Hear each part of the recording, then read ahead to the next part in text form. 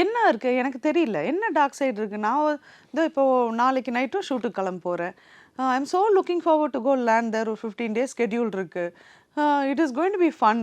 Already நான் டீம்ல பேசிட்டு இருக்கேன். எனக்கு சீன் பேப்பர் அனுப்பிச்சிடுங்க, இது பண்ணிடணும், அப்படி பண்ணணும், அப்படி பேசிட்டு இருக்கேன்.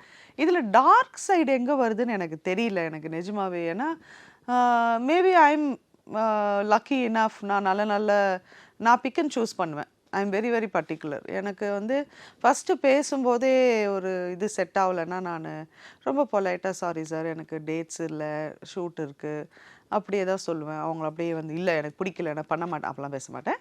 I just politely tell them. ஏன்னா எனக்கு அது ஒரு மாதிரி நெருடலாச்சுன்னா நான் போக மாட்டேன். ஏன்னா என்னோட கம்ஃபர்ட் எனக்கு ரொம்ப முக்கியம்.